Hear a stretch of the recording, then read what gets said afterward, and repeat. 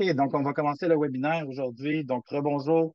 Merci beaucoup d'être présent en grand nombre. On est plus de 180, puis ça risque de monter encore un peu plus. Je pense que c'est un sujet qui est vraiment d'actualité, très chaud, qu'on entend de plus en plus parler. Donc aujourd'hui, Patrice et moi, on va essayer là, de vous d'essayer de démystifier le plus possible là, ces nouvelles règles là, qui rentrent en vigueur qui n'impacte pas non seulement Gmail et Yahoo, on va l'expliquer. C'est vraiment juste le début pour quelque chose qui va être beaucoup plus global là, pour la suite. Donc, je me présente. Mon nom, c'est Geoffrey Blanc. Je suis le directeur général de Cyber Impact. Ça fait à peu près 9 mois que je suis en place chez Cyber Impact. Et aujourd'hui, je suis accompagné de Patrice Sanson, notre coordonnateur succès client. Il y en a peut-être parmi vous qui lui parlez souvent. C'est sûrement lui qui est à l'autre bout, soit Possiblement. au chat, au téléphone. Oui, on fait un peu de tout, chacun de nos agents, incluant moi, c'est téléphone, chat, courriel. Donc, ça se peut qu'on vous connaissiez déjà un petit peu mon nom. Excellent, merci Patrice. Mhm. Donc aujourd'hui, on parle de ces nouvelles exigences. Ça sort de où? Pour quelles raisons? Mais je vais vous donner une petite explication qui résume un peu la situation. Puis on pourra aussi vous partager le lien. C'est en fait un article qui a été publié dans le Forbes qui explique vraiment une des raisons principales de pourquoi ce changement-là a été mis en place et que ça va devenir quelque chose de, bref, un standard au niveau là, de l'envoi de courriel. Ce qui s'est passé, c'est que depuis un bon nombre d'années, les systèmes de AI au niveau du spam filtering, tout ce qui était le filtrage anti-spam était capable de bloquer environ plus de 15 milliards de emails à tous les jours. Mais plus on avance dans le temps, plus la technologie avance, les compagnies comme Google se sont rendues compte qu'il y avait besoin d'un step de plus pour se permettre là, vraiment là, de mettre un frein à tout ce qui est le spam et les courriels qui sont envoyés. Et ils se sont retournés vers justement là, cet enlignement-là qui quand même qui existait déjà, mais qui n'était pas renforcé. Donc, c'est un enlignement au niveau là, du nom de domaine. On en parle beaucoup, tout ce qui est DKIM, DMARC, les SPF, même les BIMI. Donc, c'est un enlignement là, qui se met en place. C'est un changement de configuration là, qui permet vraiment là, de faire une meilleure authentification au niveau là, des courriels. Donc, vous donner juste un petit topo, background de pourquoi on est arrivé à ça aujourd'hui, qui nous amène que Gmail et Yahoo ont fait la grande annonce qu'à partir du mois de février 2024, donc à partir de maintenant, tous ceux qui enverraient plus de 5000 courriels ou proches d'eux par jour se verraient là, vraiment pénalisés s'il n'y avait pas une authentification qui était faite au niveau de l'envoi de courriel. Maintenant, je vois peut-être venir avec vos questions. Vous vous dites, j'envoie pas 5000 courriels par jour, ça me concerne pas, mais c'est là où est-ce que il faut vraiment complètement enlever cette façon de penser-là parce que c'est une exigence de base au niveau du système de spam de Google et de Yahoo, mais c'est quelque chose qui est de plus en plus implanté, utilisé, même en entreprise avec les systèmes anti-spam qui sont disponibles. On l'a vu, on le voit de plus en plus que même si on peut envoyer jusqu'à 500 courriels par jour ou même 50 courriels par jour, ces systèmes-là se mettent en place et si l'enlignement au niveau du DKIM et du DMARC n'est pas fait, mais simplement le courriel va être soit refusé, placé en quarantaine, en spam. Bref, vous n'aurez pas une livraison de votre courriel et ça arrive de plus en plus. Donc, aujourd'hui, on parle vraiment de l'exigence de base qui est, oui, dite par Google et Yahoo au niveau de 5000 et plus, mais c'est quelque chose qui va évoluer dans le temps, qui va changer, qui va devenir la norme pour n'importe quel type d'envoi. On va en parler un peu plus tard, mais même un envoi one-on-one, c'est-à-dire que vous prenez votre éditeur de courriel, vous envoyez un courriel à quelqu'un, même un envoi comme ça, avec un nom de domaine non authentifié selon les normes d'EKIM et DMARC, mais vous avez beaucoup plus de chances là, de vous ramasser dans les systèmes de spam. Il faut savoir aussi, c'est que c'est un roll-out progressif, donc ça va sortir progressivement. Donc, ça a commencé à partir du 1er février. Par contre, Ce que Google et Yahoo vont faire, c'est que progressivement, ils vont commencer à flaguer les courriels, mais pas à pénaliser nécessairement. Et ça, ils vont faire ça jusqu'à la fin avril. Et à partir de la fin avril, ça va être carrément là, des courriels qui vont être flagués comme spam. On va en reparler tout à l'heure, mais là, ça va faire monter votre niveau là, de, de votre niveau là, de spam qui va être supérieur à la norme là, qui est établie à 0,3%. Donc, aujourd'hui, je retourne à la base, au programme. On va parler de qui sont les destinataires concernés, qui sont les expéditeurs concernés, les nouvelles exigences à respecter. On va vous donner des trucs et conseils pour éviter aussi les filtres anti-spam. Puis on va se garder une période de questions. J'espère qu'on va avoir assez de temps pour pouvoir là, essayer de répondre le plus possible. Euh, pour ceux qui sont déjà clients avec Cyber Impact, vous avez toujours accès justement à l'équipe de Patrice qui peuvent vous aider, vous guider à travers ça et répondre à vos questions. Donc, les destinataires qui sont concernés. Donc, principalement, on les a mis en ordre. Donc, en ce moment, ce qui se passe, c'est que les changements qui sont mis en place, c'est vraiment là, premièrement, là, pour gérer toutes les boîtes de courriel Gmail, Google Mail. Donc, si vous avez un Gmail, vous recevez de l'infolette, vous êtes le destinataire. Donc, c'est pour vous que ces changements-là ont été mis en place afin de s'assurer là, que vous receviez là, des courriels qui sont justement authentifiés là, avec un DKIM, un DMARC, puis que vous évitez là, de recevoir justement du spam. Les comptes de messagerie Yahoo et AOL aussi sont impactés par ça. Mais comme je vous disais au début, c'est une norme qui va être de plus en plus répandue avec d'autres systèmes de messagerie. Vous allez voir les Outlook, vous allez voir les systèmes de gestion de messagerie en entreprise, tout ce que, si vous avez du Microsoft D365 ou d'autres systèmes, vous allez voir que ces systèmes-là aussi vont commencer à exiger de plus en plus là, cette conformité-là là, qu'il faut mettre en place. Les expéditeurs, donc ça, c'est un peu la raison pourquoi vous êtes ici. C'est quoi justement les expéditeurs? Donc, on avait parlé principalement les systèmes qui envoient là, ou les gens qui envoient plus de 5000 messages par jour. Donc, ceux qui sont en haut de la liste, bien sûr, il y a des compagnies comme Cyber Impact. Donc, Cyber Impact est un système d'envoi de courriel de masse. Donc, on est en haut de la liste. C'est très important pour nous que nos clients se conforment à ça, puis qu'ils mettent en place justement les DKIM et DMARC pour s'assurer là, qu'on demeure dans les bonnes grâces de toutes les messageries externes, Google, Yahoo, etc. Donc, c'est très important pour nous. On en a nommé d'autres. HubSpot, si certains d'entre vous utilisent des systèmes comme HubSpot ou tout autre CRM, c'est quelque chose que vous devez aussi vous assurer là, de mettre en place là, avec ces systèmes-là. Et il y a aussi toutes les grandes entreprises. Pourquoi je dis toutes les grandes entreprises? Je vais prendre un exemple. Admettons, une grosse entreprise comme Bell qui fait des envois.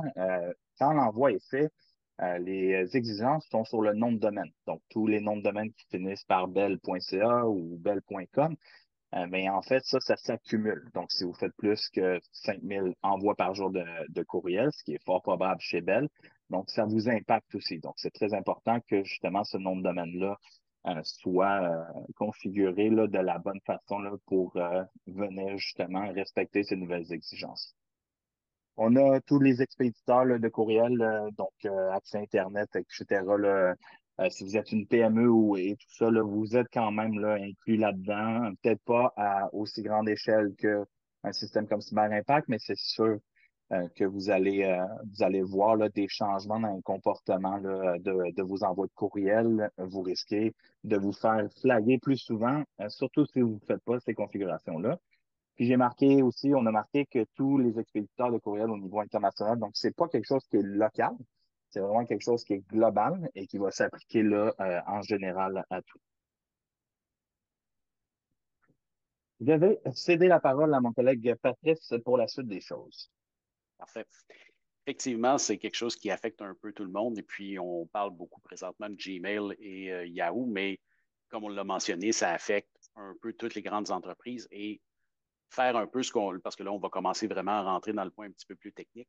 Faire l'authentification de vos courriels va non seulement vous aider à passer, à pas arriver dans les indésirables chez Yahoo, Gmail ou Outlook, mais aussi dans les grandes entreprises. Il y a beaucoup de compagnies, et même des compagnies gouvernementales ou des organismes gouvernementaux qui sont déjà très serrés au niveau des serveurs courriels. Donc, avoir une authentification va vous aider à passer même chez ces grandes compagnies-là. Donc, c'est toujours un bon point à faire.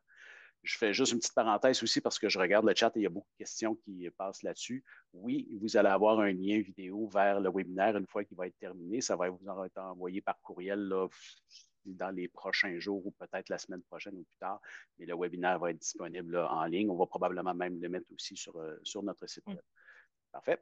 Alors, les exigences principales à respecter, vous les avez là, présentement. C'est une des plus, là où on a le plus de questions, parce qu'on en reçoit beaucoup là, sur le chat et au téléphone, c'est votre propre domaine. Donc, si vous utilisiez une adresse Gmail pour faire vos envois comme adresse expéditeur, ça ne fonctionnera plus puisque vous ne pouvez pas ajouter les exigences que nous, on demande sur une adresse Gmail. Vous n'avez pas accès au serveur de Gmail. Donc, c'est pour ça qu'on vous demande d'avoir votre propre nom de domaine, votre propre domaine, soit web ou courriel. Là, souvent, c'est comme associé, mais ça va vous prendre une adresse expéditeur, une adresse courriel avec votre domaine à vous. Ça, vous pouvez vous informer là, chez des hébergeurs. Il y en a plein dans la région de Montréal ou au Canada ou des plus gros, mais vous allez avoir besoin de votre propre domaine. Et ça, c'est pour aider à reconnaître, pour pas que Gmail pense que vous essayez de faire semblant que vous passez pour Gmail. Donc, avoir votre propre domaine va vous aider pour ça. Avoir votre propre domaine va vous aider à faire l'authentification des courriels. Et c'est là qu'on va parler tantôt de ce qui est DKIM, DMARC et SPF. C'est des changements qu'il y a à faire au niveau justement des DNS de votre domaine web. Je vais vous donner les détails plus tard. Mais faire l'authentification de ça va vous aider à ne pas arriver dans les indésirables finalement. Autre exigence qu'il va avoir à faire, le taux de spam, et ça, c'est nouveau, c'est la première fois là, les grosses compagnies mettent vraiment un chiffre là-dessus. Il faut avoir un taux de spam inférieur à 0,3 Ça, les façons de vérifier, vous allez avoir à aller chercher sur des outils, par exemple, comme Google, ils appellent ça Postmaster de mémoire. Eux, vous allez avoir pas de taux là, mais ça va être quelque chose c'est pour, disons, un autre webinaire parce que c'est un petit peu plus complexe. Mais, règle générale, vous allez devoir devez avoir resté en dessous du 0,3 pour votre taux de spam. Et la dernière partie, c'est avoir un système de désabonnement qui est comme facile et en un clic. Si vous êtes client chez Cyber Impact, c'est déjà inclus. On a déjà les liens dans votre pied de page. Vous avez toujours le lien de désabonnement. On a aussi le lien dans le courriel lui-même pour pouvoir désabonner en un clic chez Gmail. Donc, si chez Cyber Impact, vous êtes couvert, il n'y a pas de problème, on l'a déjà réglé. Ensuite, on va parler maintenant un petit peu plus de détails sur la slide suivante. OK. C'est ça. Votre nom de domaine. C'est important, comme j'ai mentionné tantôt, puisqu'il y a des changements à faire dans ce qu'on appelle la zone DNS du domaine lui-même. Donc, vous devez, je dis vous, mais ça peut être aussi votre équipe technique. Ça peut être si vous avez une personne qui fait du TI, votre équipe ou une personne en particulier qui a accès au DNS de votre domaine, ça vous les prend. Parce que les changements qu'on va parler dans pas long, qui se font au niveau des DNS, vous ne pouvez pas les faire chez Hotmail ou Live ou Vidéotron ou même des compagnies, là, si votre adresse courriel n'est pas chez Yahoo ou Gmail, c'est par exemple chez Globetrotter, qui est votre fournisseur Internet, vous ne pourrez fort probablement pas appeler Globetrotter puis demander à faire les changements qu'on a à faire. Donc, c'est pour ça qu'on vous dit que c'est toujours mieux d'avoir votre propre domaine à vous. Et là, donc, votre domaine, c'est vraiment ce qui vient après le A commercial. Là. Ça va être normalement, c'est le nom de votre compagnie. Que ce soit, on prend Pizza Maison comme exemple, ça peut être pizzamaison.com, .ca, peu importe. En autant que ce soit votre domaine à vous qui décrit quand même idéalement le nom de votre compagnie, votre entreprise, et surtout que vous ayez accès au DNS de ça, vous allez être correct, vous allez pouvoir faire les changements qui s'en viennent. Et là, on va vraiment rentrer dans le vif du sujet avec la slide suivante. Excuse, Patrice. Vas-y. C'est beau. Bon, et là, c'est là je vais essayer de démystifier un petit peu toute la patente parce qu'on a beaucoup de gens qui nous appellent ou par chat ou autre. Je ne sais pas combien de fois j'ai entendu l'expression c'est du chinois pour moi, puis c'est tout à fait compréhensible parce qu'effectivement, ça peut être très technique. Il y a trois choses. Ce qui les mélange un peu, c'est il y a une politique des marques, il y a la clé des KIM et entre autres, ensuite, il y a le SPF et ce qu'on appelle le CNAME. Okay? Bon, tout ça, on va essayer de faire une métaphore. Là. Quand vous allez avoir votre domaine à vous, Imaginez que c'est un genre de club privé ou un restaurant privé de haut de gamme. Vous ne voulez pas nécessairement laisser rentrer tout le monde là-dedans. Donc, vous voulez laisser rentrer les gens, par exemple, qui sont sur une liste, qui sont sur votre liste, dire, OK, eux autres, on les accorde, on les laisse rentrer, et ceux qui ont une clé particulière. Et pour vérifier tout ça, à la porte de votre club, pour vérifier, vous allez mettre un portier qui, lui, va vérifier est-ce que tu as une clé? Est-ce que tu est-ce que tu es sur la liste? Sinon, je fais quoi avec toi?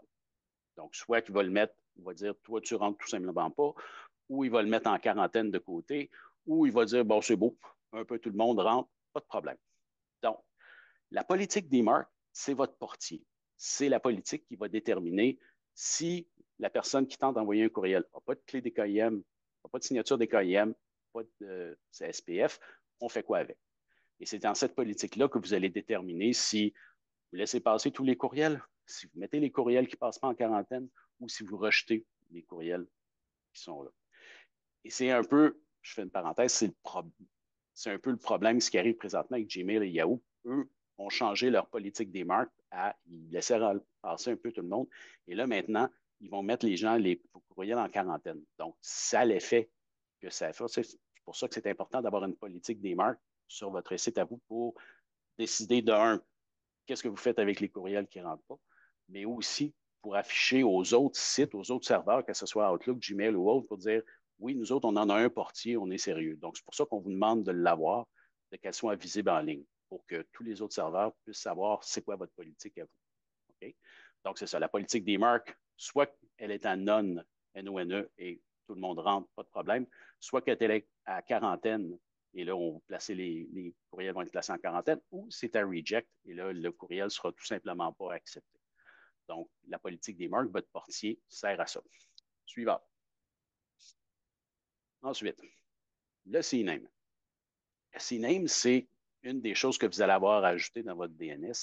Dans le fond, c'est un sous-site, comme un sous-domaine, pardon.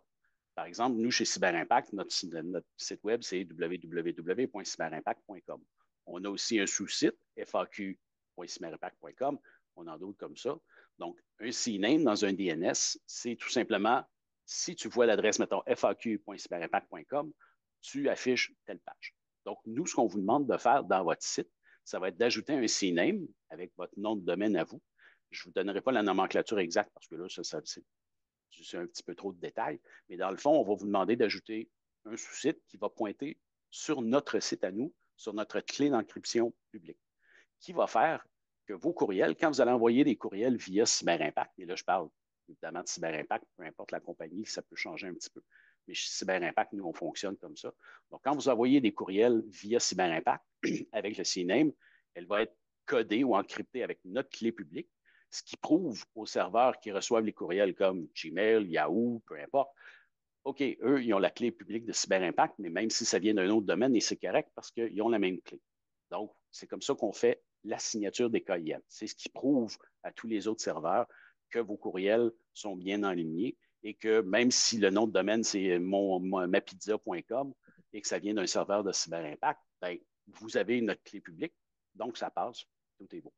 Et c'est cette signature des KIM-là, c'est probablement la partie la plus importante. C'est la partie la plus répandue qui va vous aider à passer, à éviter les indésirables dans à peu près tous les serveurs, que ce soit bon, Yahoo, Gmail, mais comme on mentionnait tantôt aussi, des serveurs, une compagnie gouvernementale ou bien des grosses compagnies. Donc, c'est la partie la plus importante. Chez nous, chez CyberImpact, on l'utilise avec un CNAME. Chez d'autres compagnies, ça peut différer. Donc, il faudra contacter votre compagnie. Mais chez nous, c'est un CNAME qu'on fait. Là, ça ressemble à euh, cyberimpact._domain-key.votre domaine à vous et qui pointe vers client.cyberimpact.com, .domaine.cyberimpact.com. Si vous voulez tous les détails, vous nous écrivez à l'adresse support, vous passez par le chat, on peut vous envoyer la nomenclature exacte. Vous envoyez ça à votre équipe TI ou la personne qui a accès au DNS, il ajoute ça et ça passe. N'oubliez pas, une fois, encore là, je parle dans le cas de CyberImpact, une fois que le CNAME est ajouté, vous devez nous contacter pour que nous, on aille dans votre compte et activer la signature des KIM. Donc, pour le CNAME, c'est ça. Il reste la slide suivante. OK. Donc, c'est ça. vous allez avoir à communiquer avec votre fournisseur courriel. Bon, comme j'ai dit, chez nous, c'est Cyber Impact. Vous faites ajouter le CNAME, vous nous contactez par téléphone clavardage. Nous, on met ça dans votre compte, on active la signature et le tour est à peu près pas mal joué. Si vous êtes chez une autre compagnie, on vous conseille d'appeler cette autre compagnie-là pour voir exactement comment activer la signature des KIM.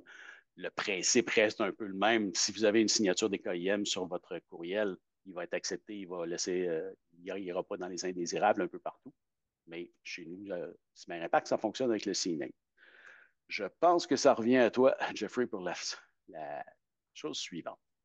Oui, parfait. Merci, Patrice. J'étais en train de répondre là, justement Oui, à j'ai quelques vu. questions. Je pense que, comme Patrice l'a dit, vous n'avez pas à vous inquiéter. La présentation va être disponible sur notre chaîne YouTube. Elle va être disponible sur le site web. Je pense que notre directrice marketing va aussi la renvoyer par courriel là, pour vous donner le lien. Là. Donc, c'est sûr et certain que tout ce qu'on communique aujourd'hui va être disponible là, pour tout le monde. Là. Donc, on vous a parlé, on vous parle depuis le début des contraintes, tout ça. Patrice vous a parlé de la configuration au niveau du DMARC, du DKIM. Donc, ça, c'est des éléments de base vraiment à faire. Par contre, il y a un item qu'il faut absolument considérer parce que tout ce qu'on est en train de parler aujourd'hui, c'est vraiment pour éviter toutes les activités de phishing, je vais essayer de bien le prononcer, là, mais d'usurpation de nom. Donc, quelqu'un pourrait facilement utiliser votre nom de domaine, faire un envoi. Oui, il y a des systèmes qui existent pour ça. Et justement, le DKIM et le DMARC est vraiment fait pour venir mettre cette signature-là qui va permettre d'authentifier votre nom de domaine et contrer justement là, des spammers, des pirates ou quoi d'utiliser votre nom de domaine. Par contre, même si vous faites toutes ces configurations-là, DKIM, DMARC, ce que Google et les autres systèmes voulaient vraiment s'assurer, c'est même si c'est vraiment s'assurer de stopper les envois de masse, donc tout ce qui est spam. Et c'est pour ça qu'ils ont sorti une autre règle aussi. Cette règle-là, c'est de maintenir un taux de spam inférieur à 3 pour cent. Un taux de spam inférieur à 3 c'est quand même facile à mesurer. Il y a des outils qui existent. On vous en a donné un ici, que vous pouvez le mesurer et contrôler au niveau de Gmail. Ça s'appelle Postmaster Tools.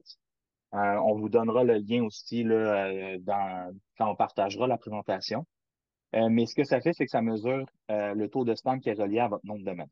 On vous a mis un screenshot de Cyber Impact. On est quand même pas pire. On fait quand même bien notre job. On est vraiment là, dans le niveau là, très inférieur, là, en bas du 3 Et on a des puis, bons clients aussi. oui, exactement. On a des bons clients. On fait aussi, on pose des actions en conséquence pour s'assurer que justement les clients qui utilisent notre système, les envois qu'on fait aient une certaine conformité. Puis je vais en parler un peu après là, de comment maintenir ce taux-là à des taux inférieurs, mais s'assurer vraiment là, que les envois qu'on fait, c'est pas des envois à des listes achetées ou des trucs comme ça. Donc, je vais en parler un peu plus en détail. Mais cet outil-là, vous pouvez facilement l'installer sur votre nom de domaine. Et vous pouvez monitorer presque à peu près en temps réel. Je pense que c'est une fois par jour que vous avez la donnée qui vous donne vraiment là, vos envois qui ont été envoyés là, vers Gmail. Est-ce que vous êtes à 0,3 en bas de 3,3 ou vous êtes vraiment plus haut? Et il y a des conséquences à être plus haut, là, évidemment. Là, c'est là où est-ce qu'on va se faire classer et ça va être très difficile de descendre de cette classification-là. Donc, pour maintenir un taux de spam inférieur à 3 ce qu'il faut vraiment savoir là-dedans, c'est que c'est pas quelque chose qui est facile à contrôler. Il n'y a pas une procédure établie blanc-noir. Là. Il n'y a rien de vraiment là, structuré comme ça. C'est vraiment plusieurs actions que vous devez là, vous assurer de mettre en place. Et on vous a fait une petite liste là, pour vous expliquer un peu plus. Donc, la première, c'est vraiment respecter les bonnes pratiques dans votre courriel ainsi que les lois qui sont dans votre région. On a la SCAP là, au niveau Canada, on a la loi 25 là, au niveau du Québec. Donc, ça, c'est le genre de choses qu'il faut absolument faire attention. De communiquer uniquement avec des contacts dont vous avez eu le consentement. Le consentement, c'est un autre sujet qu'on pourrait en parler pendant des heures parce que il y a des points de discussion énormes là-dessus, à savoir c'est quoi réellement un consentement. Est-ce que quand j'ai parlé à quelqu'un, je peux y envoyer un courriel automatiquement ou l'ajouter à ma liste d'infolettes, tout ça. Donc, c'est tout ce volet-là qu'il faut vraiment s'assurer que vous ayez obtenu un consentement là, qui fait du sens par rapport à la liste à laquelle vous envoyez. On parle aussi d'envoyer des courriels pertinents, du contenu de qualité, de la personnalisation, une fréquence appropriée. Parce que quand on parle de spam, puis peut-être que c'est le volet que je vais expliquer, mais qu'est-ce que c'est que maintenir un taux de spam inférieur? C'est pas nécessairement que Google vous a classé dans le spam. Ici, on parle du comportement de la personne qui reçoit le courriel. Si la personne reçoit des courriels, je vais donner un exemple un peu fou, mais 3 fois par jour de vous, qu'elle est juste tannée, mais au lieu de se désabonner, elle décide de le mettre dans le spam, mais ça rentre dans votre taux de spam.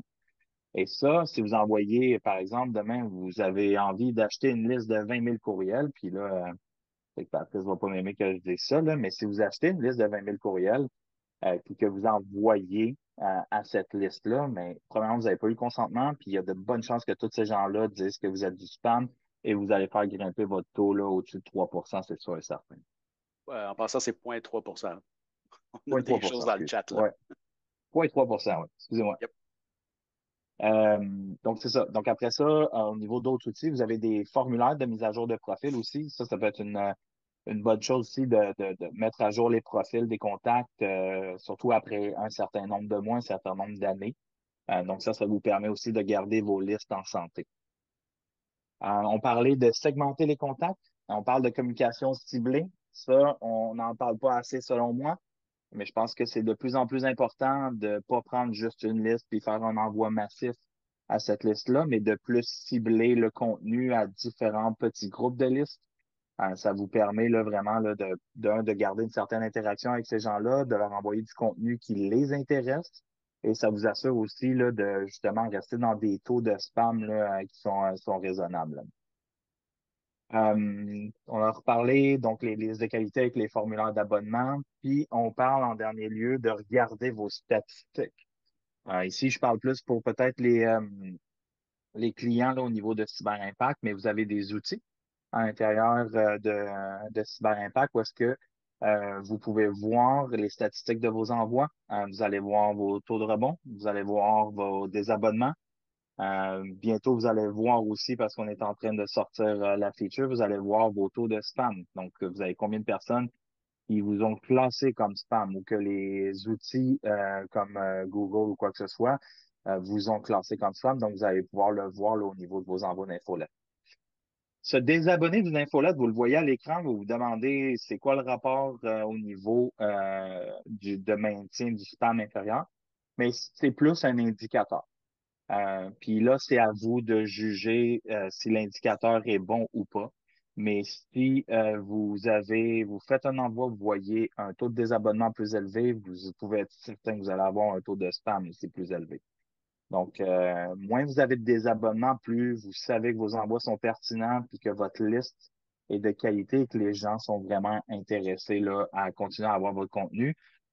Puis en même temps, vous diminuez là, vos chances là, d'être dans des hauts taux de spam.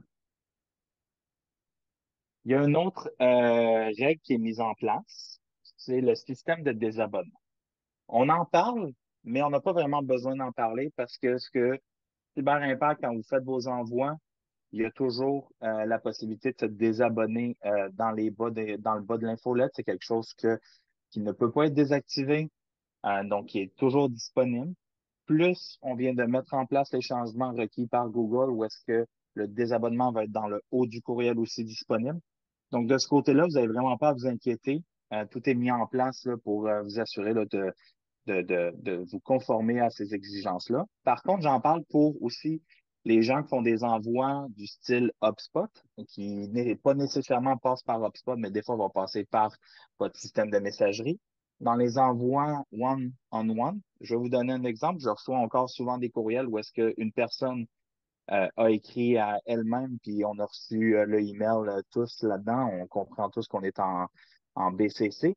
Mais ce que Google demande, justement, c'est que des envois comme ça, si par exemple, moi, je fais la demande d'être désabonné, et la personne qui a fait l'envoi, elle a 2 jours pour me désabonner, environ 48 heures. Maintenant, Google va pas nécessairement aller vérifier qu'il y a des abonnés, mais par contre, vous allez avoir un certain élément de preuve, comme quoi vous n'êtes pas conformé à la demande du client. Puis ça peut jouer défavorablement pour vous. Puis ça peut vous amener à monter dans le taux de spam. Quand vous passez le point 3, c'est vraiment le seuil. Quand vous passez le point 3 et que vous vous rendez jusqu'à point 5 et plus, ça devient très, très, très difficile pour vous de redescendre par après. C'est pas quelque chose qu'on veut se rendre, donc il faut vraiment faire attention à ça. Donc, c'est très important de respecter justement les gens puis de leur donner tous les outils pour soit, comme je disais, pouvoir se désabonner ou se retirer d'une liste. Et par la suite, là, d'avoir justement toute la configuration requise qu'on a parlé. On a fait un petit recap de petits conseils pour éviter les filtres anti-spam. Le consentement, j'en ai parlé rapidement, mais c'est très, très important. Une liste qui est importée sans consentement ou qu'on n'a pas de preuve de consentement, ça risque d'être une mauvaise liste qui va générer beaucoup là, de problèmes lors de l'envoi. Des abonnements peut rentrer dans les spams, tout ça. Donc, c'est vraiment très important de faire attention à ça.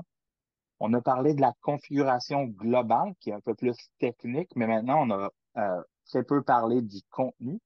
Donc, il y a plusieurs éléments. Des infolettes sont envoyées juste en image.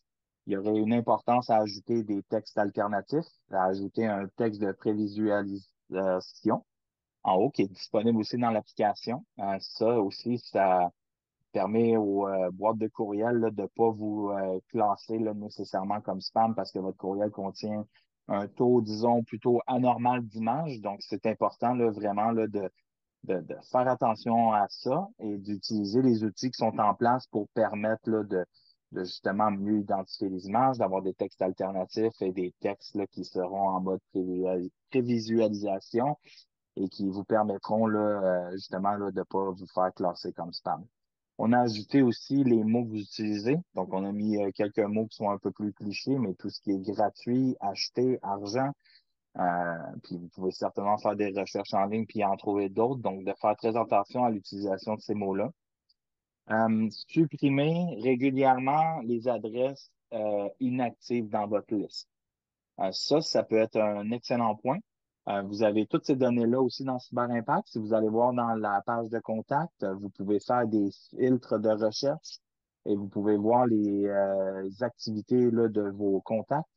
Donc, si, par exemple, vous avez fait un envoi à une personne une dizaine de fois, il n'y a jamais eu d'ouverture, il n'y a jamais eu de clic ou quoi que ce soit, on vous conseille fortement de la retirer. Ça fait juste s'accumuler, puis ça pourrait jouer défavorablement là, au niveau là, de votre classification, là, au niveau des systèmes de messagerie. Puis bon, on l'a dit une dernière fois, euh, on insiste là-dessus, mais avoir une adresse professionnelle avec un nom de domaine.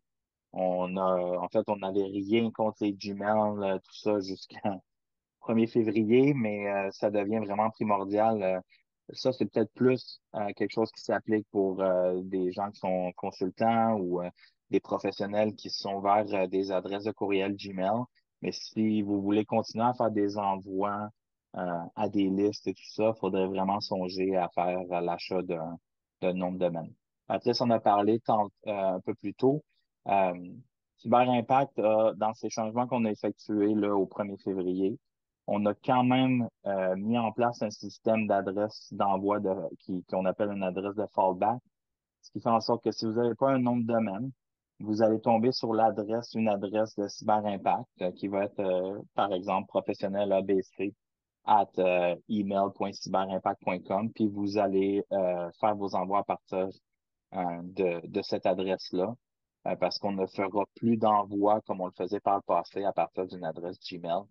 Euh, En faisant ce changement-là, on s'est garanti qu'il y avait un enlignement là, des KIM, DMARC, là, qu'on pouvait garantir aussi là, les envois là, qui étaient faits. Donc, c'est important aussi pour Cyber Impact de se conformer du mieux possible pour continuer à être un système d'envoi performant puis qu'on continue à livrer les hauts taux de livraison qu'on a. Donc, ça, on en est très fiers puis on voulait garder ce volet-là très, très haut chez Cyber Impact. Donc, pour aujourd'hui, ça fait le tour. Ça a été une présentation rapide. Maintenant, je vais juste On a parler de encore quelques quelques petits points. questions. Ouais. On va terminer, oui. Avant de parler des questions, je veux juste rappeler que dans les derniers mois, on a contacté tous nos clients un par un pour les aider dans cette transition vers l'authentification des DKIM DMARC. Si ce n'est pas fait, c'est pas grave, on a encore le temps, on est toujours disponible, l'équipe apparatrice est très disponible, même moi personnellement, j'aide quelques clients aussi, donc de ce côté-là, prenez contact avec nous, envoyez-nous un petit message, on va prendre le temps de vous aider, vous guider à travers ça pour vous aider à vous confirmer du mieux possible. Depuis le 1er février, si vous n'avez pas fait ce changement-là, vous êtes tombé sur l'adresse de fallback que je viens juste d'expliquer. Donc, aussitôt que vous allez faire les changements, j'ai vu une question tantôt, là, quelqu'un, je pense que c'était Eric qui avait posé la question. Euh, Aussitôt que vous allez faire l'authentification, tout ça, vous allez retourner normal, mais sinon, vous allez passer par une adresse de CyberImpact pour garantir justement que votre envoi va bien se livrer et que vous n'aurez pas des problèmes là, au niveau. En fait, tout simplement, on ne vous empêchera pas de faire un envoi comme d'autres plateformes. Nous, on va vous prêter une adresse qui va vous permettre de faire cet envoi.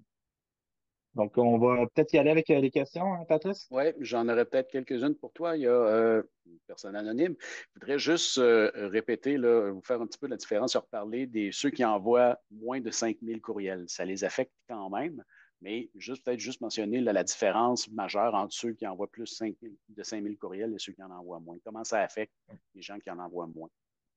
Mais actuellement, comme on l'a dit au début, la nouvelle réglementation est pour 5 000 ou tout près de 5 000. Maintenant, Google n'a pas défini c'était quoi tout près de. Nous, ce qu'on a dit, c'est que avec la grosse base de clients qu'on a actuellement, euh, même ceux qui sont en bas de 5 000, on a remarqué qu'ils sont affectés, pas nécessairement avec Gmail, mais sont affectés par les systèmes anti-spam des compagnies. Et quand on a fait des changements à partir du moment où est-ce qu'on a fait les changements d'EKIM, puis qu'on a instauré un DMARC, on a vu une nette amélioration au niveau de ces boîtes-là. Donc, même si Google se prononce pas sur ça, se prononce pas sur ces changements, comme je l'ai dit au début, c'est une norme, c'est un changement qui va être requis pour l'avenir et vous devez le faire parce que attendez pas le moment où est-ce que tous vos courriels passeront pas. Donc, je dis pas que c'est là présentement, mais nous, on l'a vu trop souvent dans les dernières semaines avec des clients qui faisaient des envois là, de moins de 5 000. Là. Ça arrivait très fréquemment. OK. Autre question, celle-là, je vais pouvoir y répondre. Quelqu'un, Marie-France nous dit qu'elle n'a pas de site web, elle doit aller s'en procurer un. Il va falloir contacter un hébergeur, une compagnie d'hébergeurs web. Souvent, c'est comme connecté, ils font les deux. Il n'y a pas vraiment de fournisseur comme juste le courriel.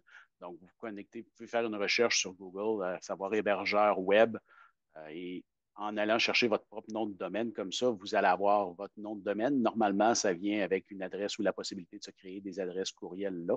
Et c'est une fois que vous aurez ce domaine-là, vous devriez avoir accès aux paramètres, ce qu'on appelle les paramètres DNS, pour aller faire les changements qu'on demande. Si vous vous sentez relativement à l'aise, si vous êtes un petit peu techno, vous pouvez tenter de le faire par vous-même. Et, ou sinon, vous essayez de trouver quelqu'un qui va le faire pour Patrice, vous. Oui, moi, je veux juste rajouter à ce que tu viens de dire. On a des partenaires. Vous pouvez nous contacter. On a des partenaires on va vous référer à des partenaires qui vont vous aider à faire la configuration, l'achat et la configuration de votre nom de domaine. Ils travaillent beaucoup avec nous autres.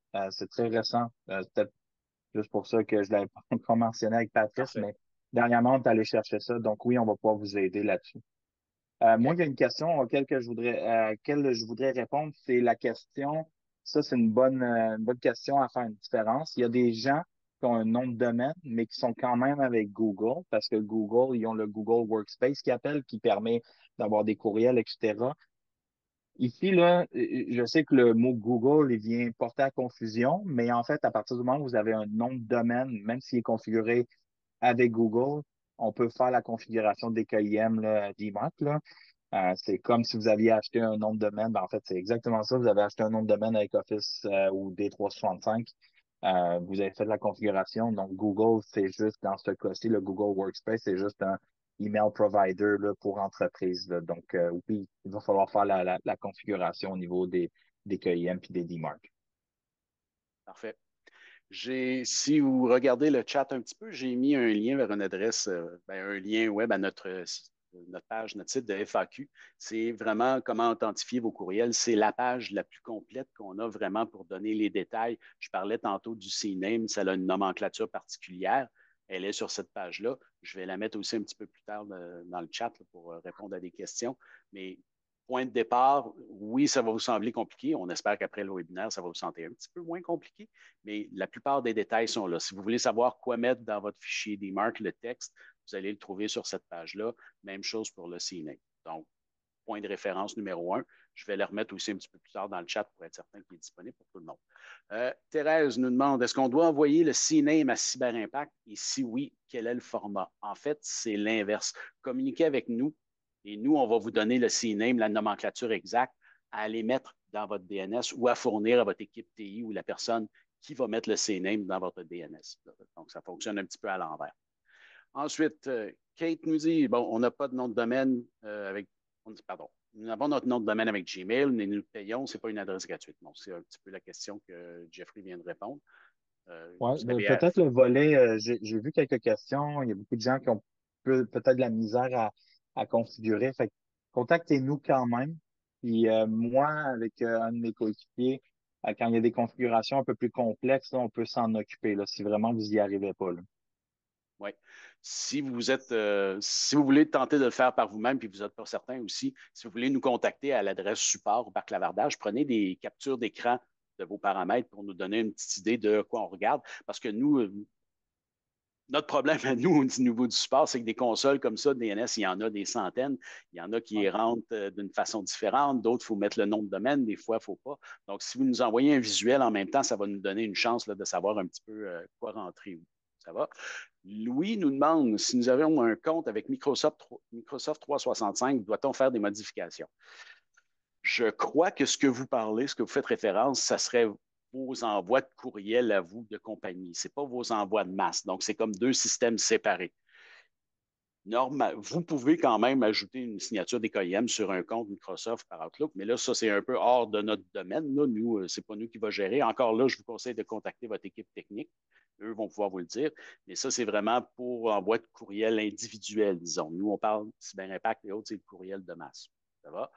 Je pense Ensuite de ça, que oui, dans ce cas-ci, pour Louis, c'est que il faudrait, même s'ils sont avec Microsoft D365, s'ils utilisent Cyber Impact puis que c'est le même nom de domaine, il faut qu'ils fassent la configuration des KM DMARC. Ça, oui, c'est sûr et certain. surtout chez nous, oui, Ouais. pour CyberImpact. OK. Marie nous demande, j'ai envoyé le CNAME personnel que vous m'avez fourni à mon fournisseur de nom de domaine. Ils disent de contacter l'hébergeur. L'hébergeur me dit de contacter le nom de domaine. On va être un petit peu confuse. Je vais essayer du mieux que je peux. Et normalement, votre nom de domaine, c'est pas loin c'est à peu près avec votre site web. Donc, je serais porté à dire que c'est votre hébergeur web, mais il faudra peut-être vraiment vous assurer, communiquer avec la personne, dire écoutez, moi j'ai un CNAME à rajouter une politique des marques sur tel domaine. Normalement, la personne s'y connaît un petit peu, devrait vous répondre à savoir OK, oui, c'est chez nous ou non. Donc, je vais vous souhaiter bonne chance avec ça. Autre question, anonyme. Dans le cas d'une page de capture, et là, je pense qu'on parle des comment ramasser des adresses courriels. Dans le cas d'une page de capture, qu'on demande un courriel avec un nom, est-ce qu'on devrait demander de valider le courriel avec la demande avant d'envoyer un e-book, par exemple? C'est toujours mieux d'avoir ce qu'on appelle le double opt-in pour être bien certain d'avoir un consentement express. Là, on sort un petit peu de ce qu'on parle. Mais si c'est une page de capture où les gens entrent eux-mêmes leur courriel, ben, on peut s'attendre à ce que c'est quand même relativement volontaire. Donc, normalement, ça ne devrait pas être problématique. Euh, Christian demande, est-ce qu'on peut communiquer par courriel à des listes achetées sans avoir un impact négatif dans notre niveau de spam? Jeffrey, je vais te la laisser celle-là parce que moi, personnellement, j'aime pas les listes achetées. J'allais te faire un miroir là-dessus. Euh, Ouais, ben, en fait, la réponse, c'est non. Là. Est-ce qu'il y a quelque chose qui, dans la loi, va empêcher? Je suis pas assez avocat pour ça, mais je pense que oui. Euh, si on envoie des emails à des personnes non consentantes puis on se fait rapporter ou quoi que ce soit, ben oui, peut y avoir des problématiques peut-être un peu plus légaux de ce côté-là. Est-ce que au niveau de l'impact négatif, moi je dirais que ça va être sûr et certain que ça va être un impact négatif. Puis moi, je veux dire, puis là, c'est là où est-ce que je vais parler en bien de l'équipe de Patrice. Nous, de toute façon, dans le système, on a des trucs en place qui nous permettent d'identifier ce genre d'importation-là. Puis je dis pas que c'est ça que vous faites, mais si on pogne un client à faire une importation de listes achetées parce qu'il y a des adresses qui sont flaguées. Puis by the way, je vais vous le dire, là, si vous achetez des listes ou vous importez des listes que vous prenez pas le temps de les regarder, il y a des fois des adresses courriels qui sont tricky, qui sont faites en sorte justement pour vous identifier. Puis ça, Piège. c'est pas juste un flag. Ouais, il y a beaucoup d'adresses pièges qui existent. Donc, je le recommande à personne. Puis si nous, on s'aperçoit que quelqu'un fait un envoi comme ça avec des adresses pièges pointées là-dedans, c'est out tout de suite, là. On va couper le compte puis il n'y aura plus d'envoi possible. C'est super important, on prend ça vraiment au sérieux. On est un outil d'envoi de masse, mais on a une réputation qu'on veut protéger, qu'on veut continuer à garder. Donc, juste faire vraiment attention avec ce genre d'achat de liste, là, faut être très prudent. OK. Je sais pas si t'avais-tu répondu à la question de Anne-Solène, là, la fréquence appropriée, c'est quoi pour vous? J'étais pas certain exactement OK. de la Ça doit être au question. niveau de l'envoi de newsletter. Ben, il n'y a pas de fréquence appropriée. Quand on dit fréquence appropriée, ça va être plus au niveau du comportement de votre liste. Comme j'ai dit, si vous envoyez une infolette à tous les jours, 3 fois par jour, vous avez des bonnes chances que ça soit pas une fréquence appropriée, puis euh, c'est là que, il faut vraiment faire attention là, de l'envoyer à une bonne fréquence. Les indicateurs peuvent être là, d'un taux de désabonnement élevé.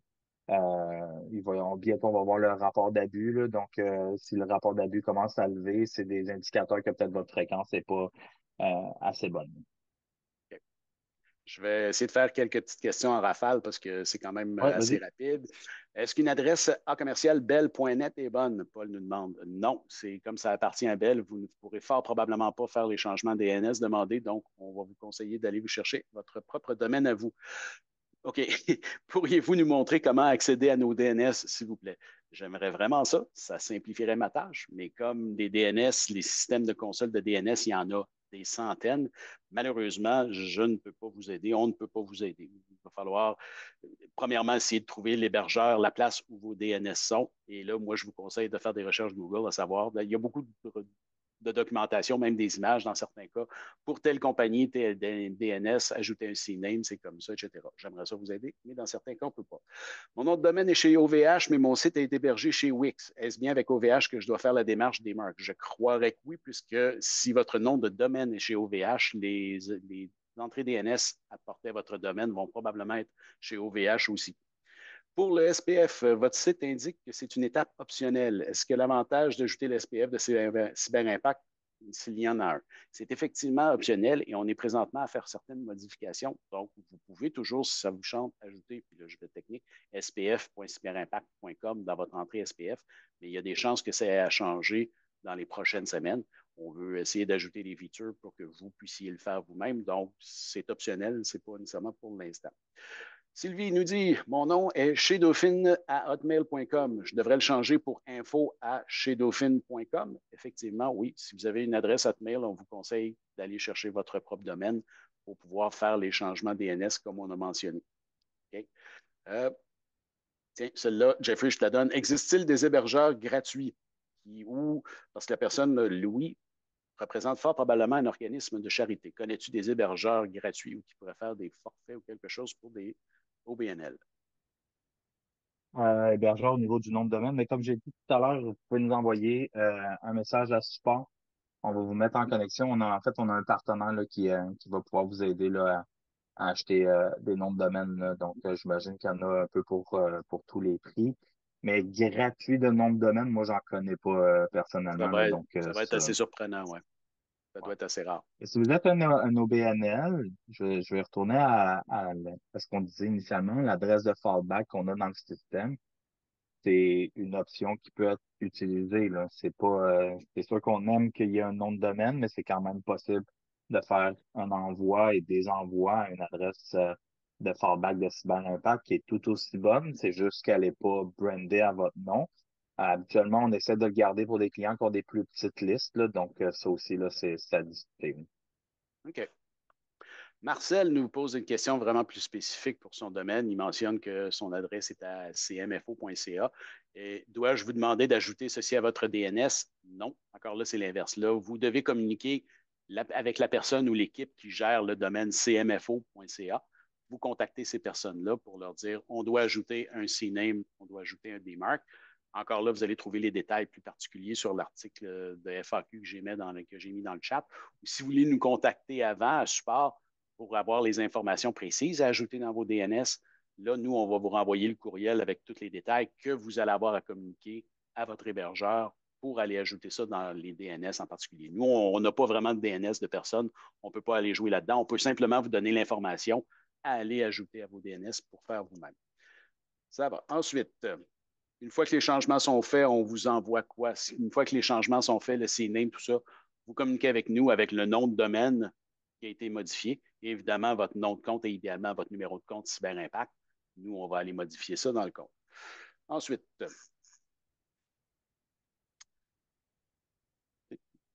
on a beaucoup de gens qui nous disent merci. On a des gens, je vais le rappeler aussi, vous allez recevoir le lien vers le webinaire vidéo. Là. Si ce n'est pas cette semaine, ça va être la semaine prochaine. Ça va être affiché aussi fort probablement sur notre site. Ensuite,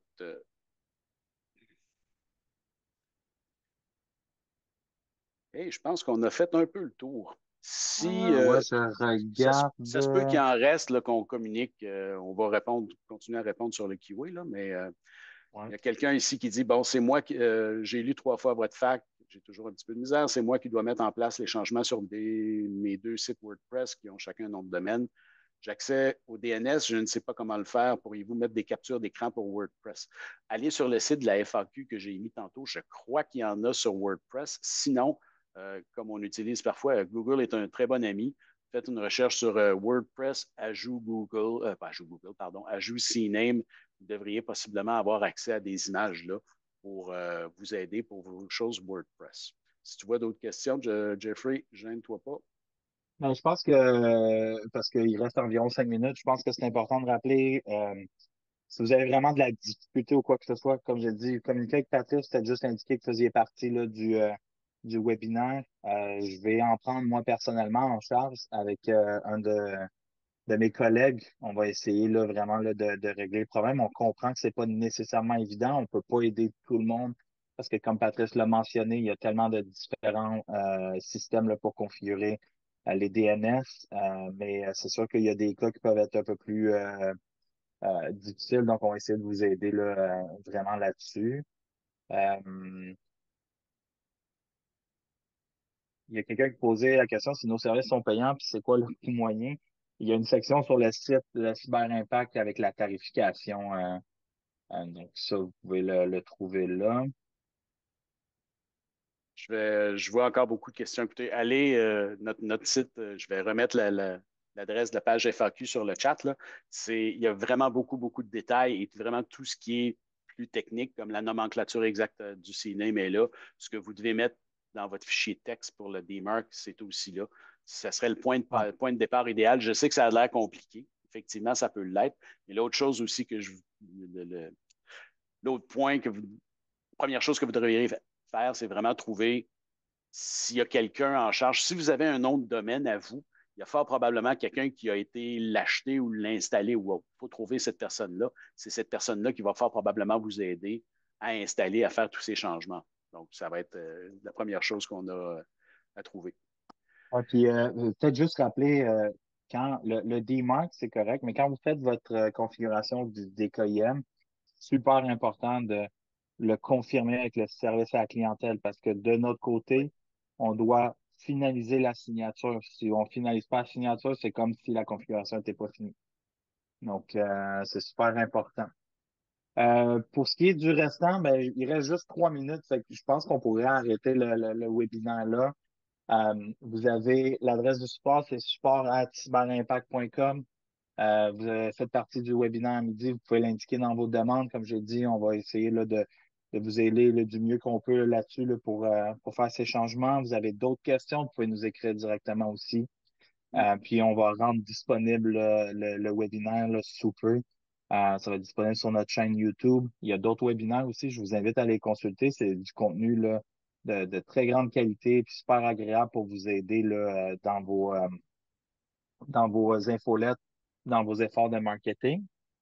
Puis je vous invite aussi à rester abonné à notre LinkedIn. On a plein de webinaires qui s'en viennent. Dans 2 semaines, on a un webinaire qui va parler de cybersécurité avec une invitée là, spécialisée là-dedans. Ça va être super intéressant.